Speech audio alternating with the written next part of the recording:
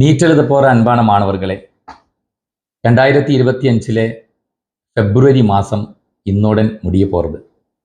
நாளையிலிருந்து March start ஆகும். குளிர்காலம் மெதுவாக போய் வெயில் காலம் வரப்போகிறது. எக்ஸாமினேஷனை பற்றியுள்ள தோட்ஸ் வருമ്പോൾ நம்ம மனசுக்குள்ள ചൂട്, அதே மாதிரி வெளியே அது வானிலையோட ചൂട്, இதெல்லாம் சேர்ந்து ரொம்ப தவிக்க போகிற ஒரு நாட்கள் தான் இனி வரப்போகிறது. யாருமே டென்ஷன் ஆக வேண்டாம். மார்ச் மாதம் வரும்போதே எக்ஸாமை பற்றி யோசிச்சு எல்லோருக்கும் கொஞ்சம் ஹார்ட் பீட் அதிகமாகும்.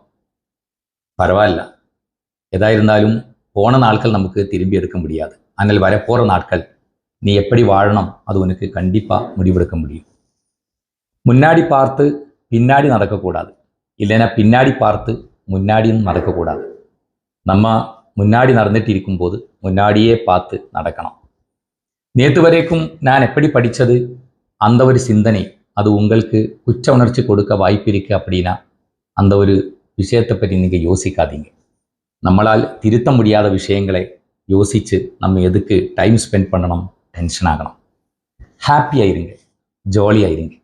மார்ச் 1 கரெக்டான ஒரு ஷெட்யூல் ஃபாலோ பண்ணிட்டு 60 நாட்கள் உங்களுடைய நீட்டு பயணத்தில் ரொம்ப இம்பார்ட்டண்ட்னு புரிஞ்சு அந்த ஒவ்வொரு நொடியும் இனிமேல் நான் யூஸ் பண்ண போகிறேன் அந்த ஒரு முடிவுடன், உறுதியான ஒரு முடிவுடன் நீங்கள் முன்னாடி போகும்போது கண்டிப்பாக உங்களால் ரிசல்ட் உருவாக்க முடியும்.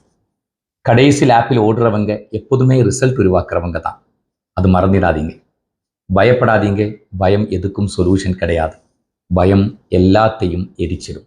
இதுவரைக்கும் நான் சரியாக படிக்கலாம், இனி படித்தால் நீட்டு கிடக்குமா அப்படி யோசிச்சு இன்னும் வரப்போகிற நாட்களை வேஸ்ட் பண்ணுறது எவ்வளோ முட்டாள்தான் யோசிச்சு பாருங்க. உங்களுக்கு கிடக்கும் 2 மாதத்தில் எப்படி நீட்டு கிளியர் பண்ணலாம், 30 நாட்களில் எப்படி படிக்கலாம், 45 நாட்களில் எப்படி படிக்கலாம், அப்படி எல்லாம் சொல்லிட்டு நிறைய வீடியோஸு யூடியூபில் வர வாய்ப்புண்டு.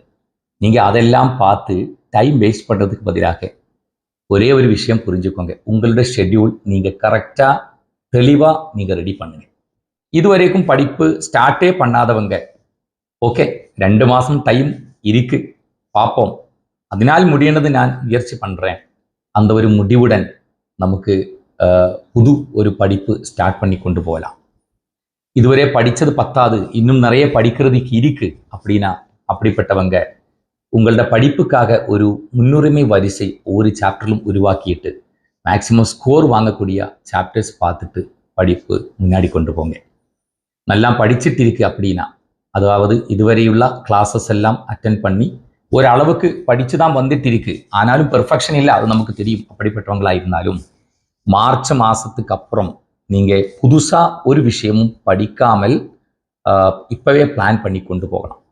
அதாவது ஏப்ரல் மாதத்தில் புதுசாக ஒரு சாப்டரும் படிக்கக்கூடாது. இதுவரைக்கும் எந்த சாப்டரும் தொடாதவங்களை பற்றி இல்லை நான் சொல்கிறது. ஒரு வருஷமாக ப்ரிப்பேர் பண்ணிட்டு இருக்கிறவங்களுக்காக தான் இந்த ஒரு விஷயத்தை நான் சொல்கிறது.